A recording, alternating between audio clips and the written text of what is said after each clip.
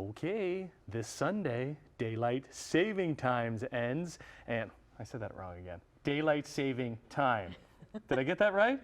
Yes, I think so. The clocks fall back. That's the most important thing. So with it brings interrupted sleep schedules and just, I don't know, a really period of adjustment. So great to have sleep experts, Alanna McGinn here with a few tips on how to help little people, how to help us big people, how to help us all, because we're falling back. So is there one that's worse than another, falling back or springing forward? So this is the good one. I always say this because we're gaining an hour's Obviously, sleep. Whereas right. the spring, it's hard. We lose that hour. Yes. So that can hit us hard. But for parents, it's not always a good thing, right? Because now our kids could maybe be getting up earlier because now they're waking up at 7, but their body clock is still telling them that it's 6.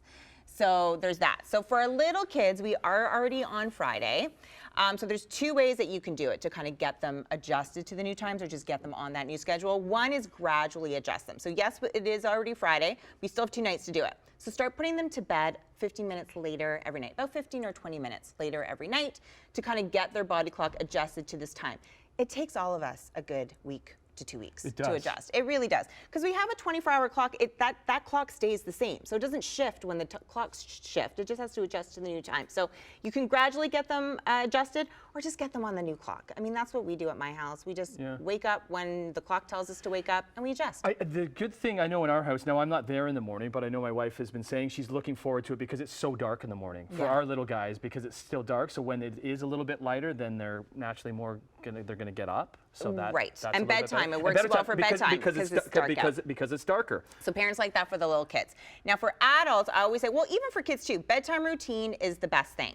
The reason why that is because doing consistent activities every night before you go to bed helps prepare our bodies to go to bed for all ages, right? So when we go through time change, travel, sleeping in different places, bedtime routine is great. So incorporate for adults a 1 hour, I always say an hour power down hour, breaking it up into 3 20-minute increments. So the first 20 minutes, focus on the next day. So get that to-do list out of your head. So maybe pack a lunch, write out a to-do list, pick out your outfit for the next day. The next 20 minutes is all about you. So washing your face, brushing your teeth, getting changed into your pajamas. It seems like such a simple thing, but again, it's a cue because a lot of us are still working from home. So we're going to bed in the same thing that we woke up in, right? So we got to kind of put on that sleep uniform, get changed in a great pajama. And then the last 20 minutes is focus on calming and relaxing activities. So whether that's mindful breathing, meditation, reading just a book, some pages in a book. Remember books? Yes, because that leads into the phone and the smartphone that is connected to us at all times, specifically because it's the last thing that you put down, the first thing that you pick up.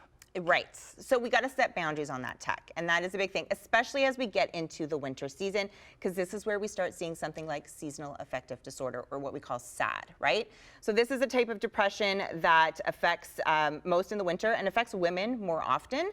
People can be kind of low energy, more moody, more irritable, and affects our sleep. So things like setting boundaries on tech can definitely help. We get lower levels of vitamin D this time of year.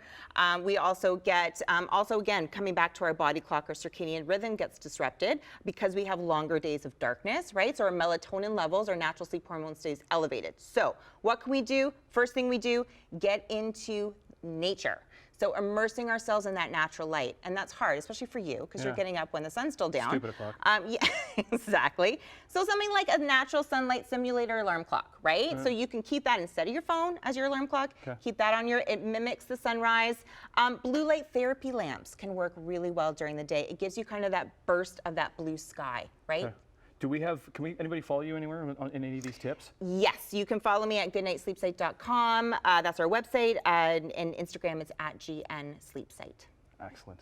Thanks for the tips. Thanks. Happy sleeping. Yes. Alanna McGinn, sleep experts. Falling back, folks. You get an extra hour. What are you going to do with it? Yeah, sleeping. That's what we're going to do.